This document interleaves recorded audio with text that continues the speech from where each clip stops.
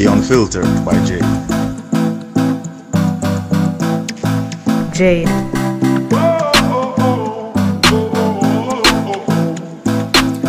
Welcome to The Unfiltered by Jade, where we educate, empower, and entertain. Feel free to like, share, subscribe, download, donate, and make everybody know about this.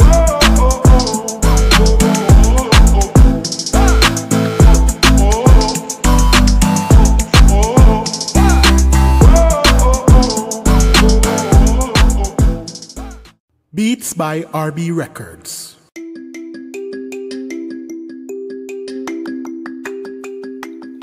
Shopping assistance, your style, your budget. Our services include online and local shopping for individuals and businesses, personal shopping, purchasing of company and office supplies, importing and exporting small packages across Jamaica and worldwide, and helping you find unique gifts and items for all events and occasions. Contact us at 876-919-5195 or shoppingassistance2015@gmail.com. Shopping Assistance, your style, your budget. How do you use Zencastr? If you have thought about podcasting before and realized that you need a lot of different tools and services, those days are over. With Zencastr's all-in-one podcasting platform, you can create podcasts all in one place and distribute to Spotify, Apple, and other major destinations. Go to zencastr.com/pricing and use my code Unfiltered10 and you'll get 30% off your first month of any Zencastr paid plan. I want you to have the same easy experiences I do for my podcasting and content needs. It's time to share your story. Sun and Swell Foods is the nation's first online plastic-free grocery store. Shop their assortment of delicious, healthy foods in plastic-free, compostable packaging. They are delicious, 100% plant-based, 100% gluten-free, 100% real foods, no added preservatives or ingredients. Come in compostable packaging. If you are looking for a more planet-friendly pantry, shop Sun and Swell and get 20% off site-wide when you go to sunandswellfoods.com and use promo code Unfiltered10 at checkout. That's 20% off your entire order when you use Unfiltered10 at sunandswellfoods.com. Welcome back to The Unfiltered by Jade. Today we have with us here Latresa Rice. She is here to speak with us about being a bereavement mindset coach. Hearing her story, you'll understand what the purpose of this mindset coach is and how it can even benefit us in our day-to-day life. So, Latresa is a mindset coach, an esteemed author, a licensed master social worker, and a motivational speaker. Hi, Latresa. Hi. I'm so excited to be here. Thank you so much. I'm excited to have you here. I want you to tell us about your story, but there are some questions I want to ask in order to get, the feel of what this is about. Okay. So I want to know first, what inspired you to become a bereavement coach and how do you help individuals coping with loss? Wow.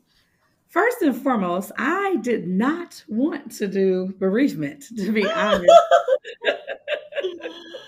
Wow. When I signed up for coaching, I attended a few things with Chase Grade, and that's the organization that I'm certified under, Chase Grade University. Okay. And when I signed up, I was going to be a public speaking coach. I have over 12 years experience in that. I was super excited about it. I had a class. So I came in the door saying, I am going to be a public speaking coach. And one of the things that my coach said to us as we were in this class was, what you've been called from is what you're being called to. And I said, well, you know what? I used to be very shy. So yeah, public speaking is still it. But I went home and I prayed about it.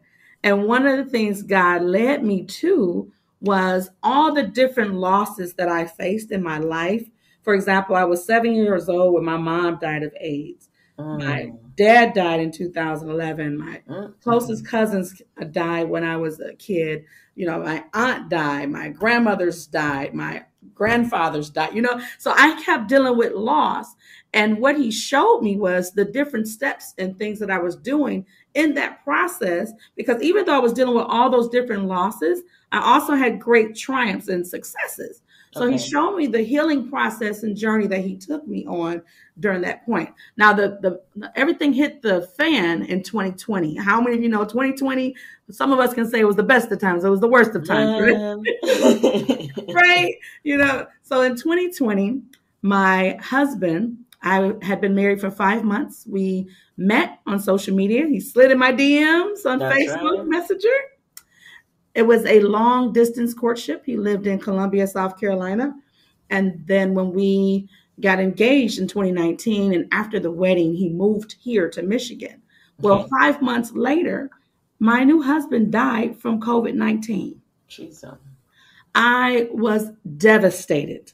A month prior to his death, the grandmother that raised me after my mom died, she died. Jesus. So in 2020, I was dealing with two of the greatest losses that I had ever faced in my life. I remember the depression. I remember the pain. And so many people were coming in my inbox and did he have any underlying conditions? Because again, we were 39, 39, no children. Yeah. We were planning to have children. And then boom, hit with this loss.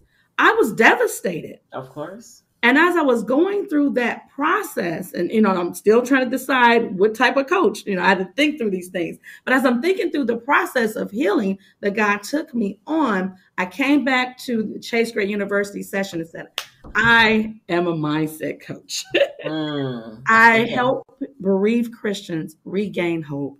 Bereaved people regain hope by rediscovering their identity and healing through writing. During that loss, I lost myself. Yeah. I was typically really bubbly, everything happened for a reason. Let's go. I was anointed. I remember anointing my husband. And after that loss, devastated. Of course. Devastated. I didn't even want to read my Bible. I struggled because in my mind, I'm going, God, you failed me. Mm-hmm. And I had to walk through some mindset things because, again, during that time, after my husband died, I went through what they called a hysterical pregnancy as well. Oh, wow. Because and my doctor said that my mind went back to a place where I was happiest, where we were talking about having children. And when the loss occurred a few weeks prior, as married people, we deal with married people do. Right. And after that loss, I had a lot of sickness. I had the tenderness of breast. I started showing soon after that, my stomach. And that's actually going to be in one of our videos that we have coming up from a chapter in the book. But my stomach started showing as if I was almost 6 months pregnant, right? I'm going to doctor. I'm taking all of these different pregnancy tests. They're coming back negative. I'm going to the doctor. They did an ultrasound. And that's when they discovered it is not a baby.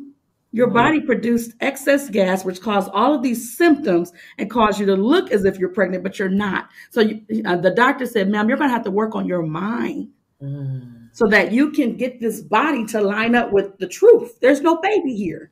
And so I had to do a series of different mindset activities. I also, although I'm a licensed clinician, I also got my own licensed clinician at that time, because how many of you know, just like a heart surgeon would not perform open heart surgery on themselves. Right. You have to reach out for an expert to help you, even if you are an expert in that area. Right. Right. So I had to reach and get my own clinician at that time to help me process that magnitude of grief. During that journey, I was posting things on social media. And at that time, I was simply trying to live. To be honest, it had nothing to do with trying to reach other people or encourage other people. It was, I'm trying to get up from here. There were days, like in my room at that time, all of my grandmother's things were on one side of the room and all of my husband's things were on the other side of the room. I had the blackout curtains. I would wake up upset that I was awake, that I even woke up the next day. Yeah. So after I looked at all of those things and looked at the steps that God took me through to get to the place of healing, to get to the place of desiring to write books and publish and do all those things again, that's how I realized I'm a mindset coach. I have to help others get through the grieving process and come out like pure gold. Come out looking like they never experienced it. Wow. Wow. That's tough. And you made it. Yes. Definitely made it. Yes. It Yeah. is a process. Sometimes people want things to happen right away. I call it the hot and ready nation. We want Yeah, the microwave. Yep. Exactly. We Yep. want it to happen right away, but that's not real life. No. It's a process. So Hey. that's my why. That's how I got started. Yeah, that's a good why. That's a good why. That's a good why. So grief is a complex and personal experience which you have had many times. Yes. Can you explain the different stages of grief and how is it that you can assist people in navigating them? Absolutely. So there are 7 stages to grief. I know that traditionally we said there are 5 stages, but there's been some other research. There are 7 stages of grief. The first is shock and denial. When the doctor at the hospital, again, this was during COVID, so most of the hospitals did not have beds. Right. They had to take my husband from Sinai Grace Hospital because there weren't any beds available to Pontiac General Hospital, which is far away from where we lived in Detroit. So they took him there. The doctor there used to allow him to use her cell phone to call me and FaceTime me because I could not be there with him. Right. Heart of COVID. And during that time, he lost his phone. Jesus. So she allowed him to FaceTime me. And I remember the last call she made personally to me stating that he passed. And Jesus. I was in shock. I could not believe it because in my mind, my husband he walked out of the front door and he was coming back. There was a bracelet that we consistently exchanged whenever one of us would leave, especially when he traveled here for dates and things like that, or I traveled to Columbia, South Carolina for dates and things. So he had a bracelet and we would exchange it as a reminder that I'm coming back to you, right? And so this particular time, I didn't even know he had the bracelet on him when we called the EMS and he went to the hospital. Until the doctor said he died, I didn't believe her. I was in shock. I was in denial. However, when they sent me the items that he had on, I remember feeling the pain, which is the second stage, pain and even guilt. What if I had called the EMS sooner? I know he kept saying, no, baby, I'm going to let my body fight this off because, again, we didn't know what we were dealing with. Right. My husband died April 2nd of 2020. Remember, the state of Michigan closed in late March. So it was, he only lived with it 7 days. Well, really 12 days maybe. However, April 2nd is when he passed from COVID-19. And after dealing with the shock and denial, which is your first phase, I dealt with the pain and the guilt of what if I didn't listen to him and I actually called the MS sooner? Maybe he would still be here. Those type of things. And after dealing with that guilt and going through that process, I had to deal with anger. Anger with myself, anger with him, which is your third phase, anger with God. I had to deal with that and heal from those areas. The fourth stage is depression. That loneliness. It is hard. It's hard enough to lose a child or a parent. You lose a spouse. It's almost like you lost part of yourself. You got to deal with that. Yes. And so dealing with that pain, and especially this was after 5 months of marriage, we had this beautiful Caesar in Wonderland theme for the wedding and all of this stuff. And I'm like, oh, I met my soulmate. But 5 months later, he was taken home. So I had to deal with that depression, the fourth stage. So after dealing with the depression came the fifth stage. Now, during the depression, I said, I'm not writing again. My biggest supporters are deceased. My grandmother, she was one of my biggest supporters, and my late husband. And when they both passed, I didn't want to write again. The stuff that I enjoyed, I just didn't want to do it. But after dealing with the depression, I went to the fifth stage in the grieving process, which is that upward turn. This is where I was able to at least start talking about what happened, at least start talking to my family again, trying to reconnect.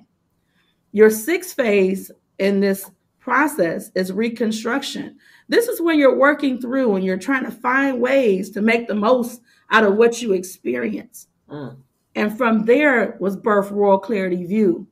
I said, I need to help others. I need to help others who have experienced great loss be able to come out of this. I'm not completely out, but while I'm still in it, while everything is still fresh, there's still some victory that I've had that I can at least share.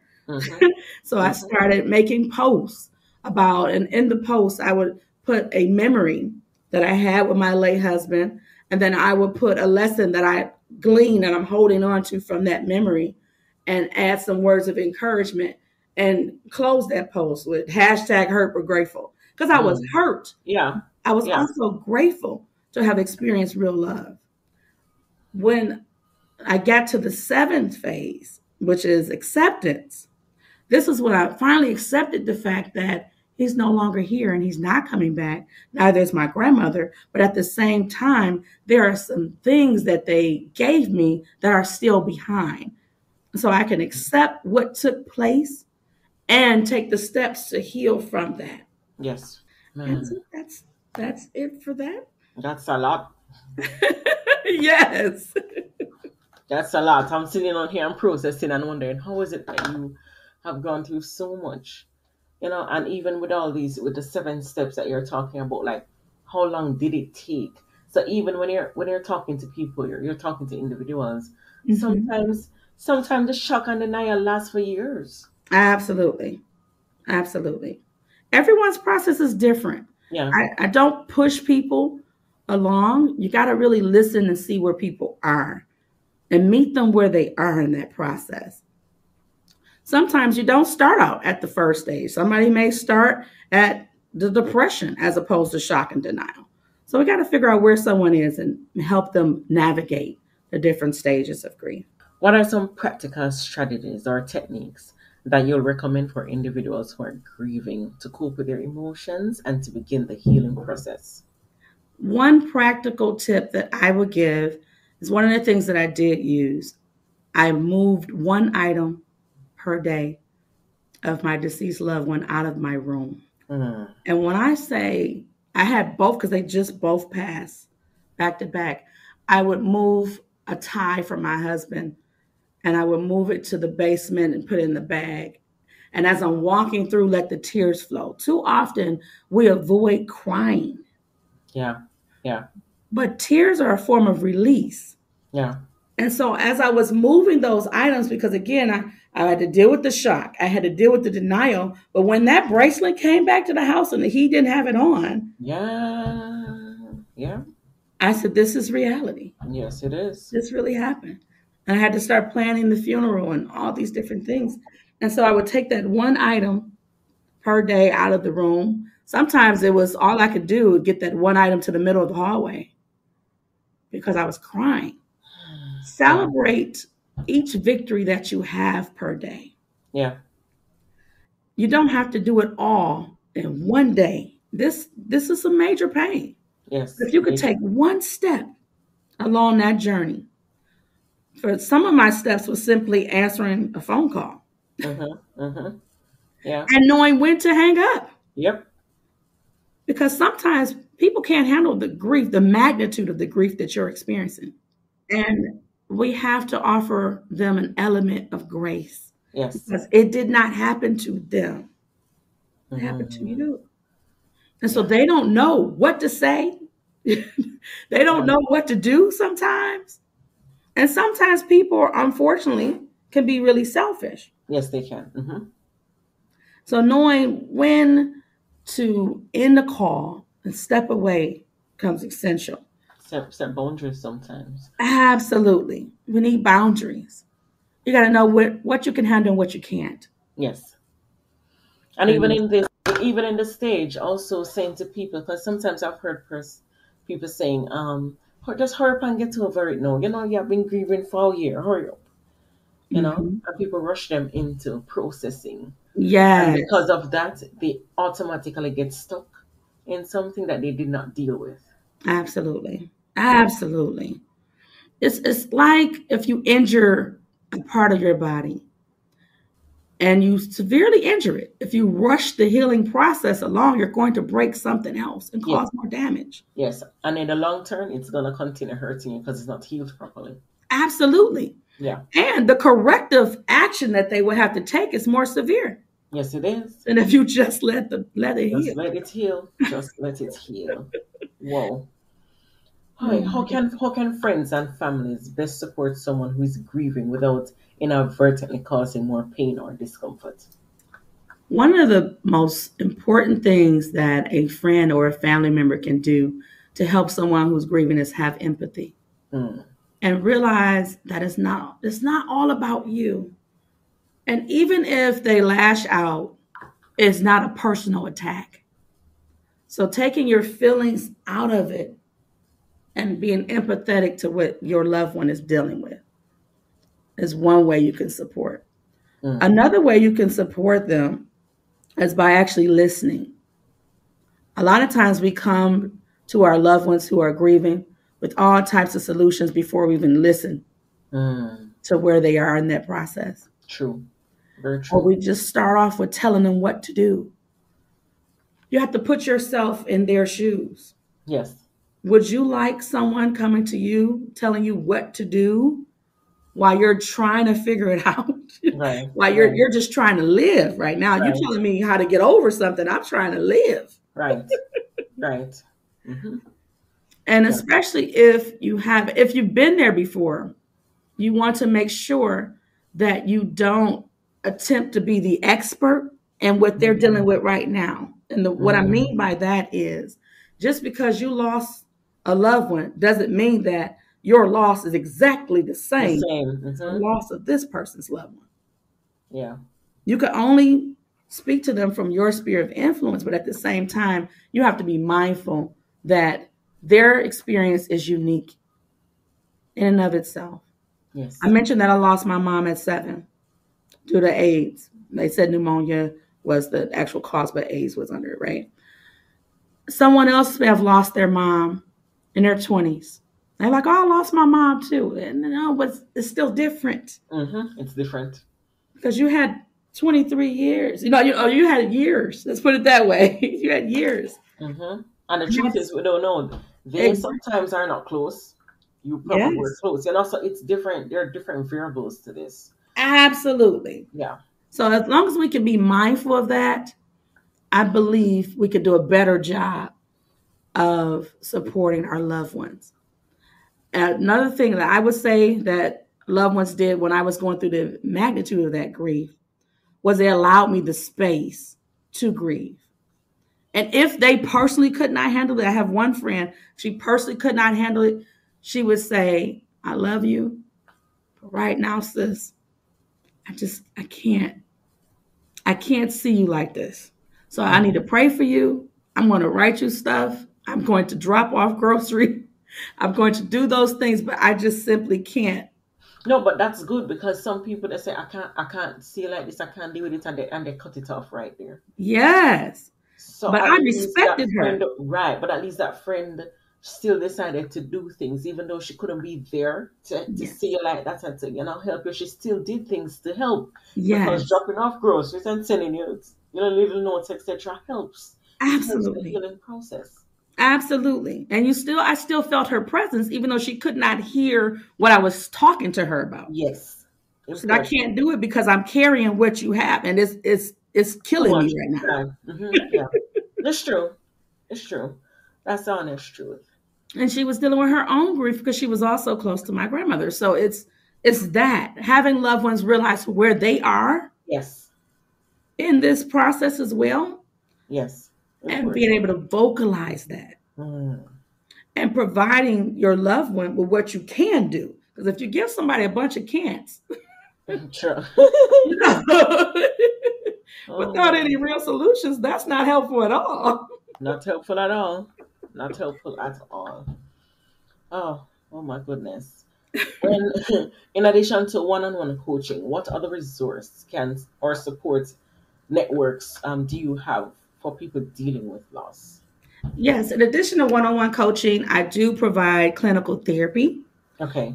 I also have a group called Royal Mindset Community.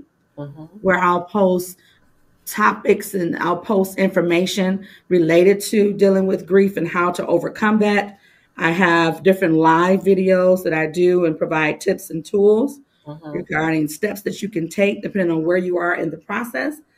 And what I typically do with my clients is help them turn that pain into residual income through releasing their story in a book or in a play or television series. There's multiple streams attached to one book. And so I try to help them cope by getting that out, whether it's through journaling. There's some clients that I have that started out journaling and we just turned their journal into a book. So they eventually turn their pain into purpose. Absolutely. And the client was shocked at how many people needed the solutions that were in her story. Yes. There's somebody that is dealing with what you dealt with that is waiting for an unfiltered, genuine tool that they can use to overcome those barriers. Yes. Why not use what you've been through to help them overcome those barriers while also being a blessing to yourself and your family? Yes. So that is another aspect of what I do as far as helping clients write their stories and publish them. How can listeners connect with you or find resources if they're interested in seeking bereavement coaching or support? Yes, you can connect with me on all social media platforms at Latresa Rice. I try to keep it as simple as I can. So it's at LATRESARICE. I am on TikTok. I'm on Facebook, Instagram, Twitter. You're doing it, man. Yes, I'm on all Goodreads. Everything. You're on everything. You can find me. That's right. Finally, is there any advice or words of encouragement you'd like to share with our listeners who may be currently grieving? Yes, if you are currently grieving, know that you are not alone and you have a bunch of support, even if it looks like it's not. It's always darkest just before day. That doesn't mean that day hasn't occurred. That's just simply mean that more time is necessary to see that light break out. Yes. When you think about midnight, it is super dark at midnight. However, midnight is the beginning of our day. That's right. So even in the midst of darkness, light is present. At midnight, you may see stars, which means there's some light. Look towards the light. Yes. As you're going through your grieving process, focus on the little lights that are present. Who's still calling? Because sometimes we focus on who didn't call, who didn't come to the funeral, who, all the other negativity, who said what about your loved one. But instead, try to reframe your mindset to look for light. We're already dealing with darkness. Yes. We don't need more darkness. Nope. We need to focus on the light. Yes. And as you're focusing on the light, you can either identify who's in your corner. Yes. And you can have someone help you navigate that pain and get through it. Don't be afraid to speak to a clinician. That's an objective ear. They are paid to not share your business. That's right.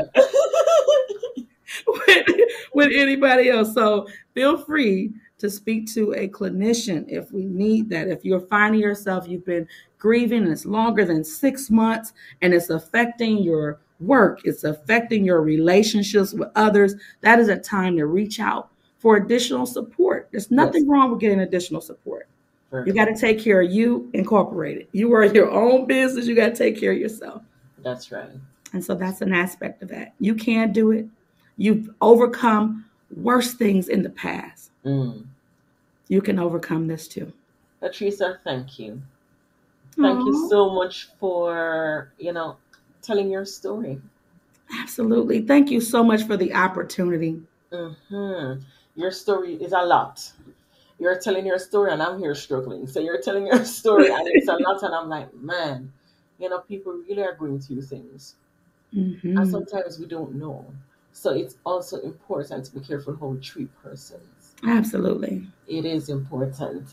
And learn as we grow. We can, we learn how to deal with mindset, and that's what you're specializing in. So dealing with our mindset And always remember that there is light at the end of every tunnel. Absolutely. Awesome. Thank you so much for sharing again. And thank you to our listeners for listening to The Unfiltered by Jade. And we'll be back next week, Tuesday. Thank you.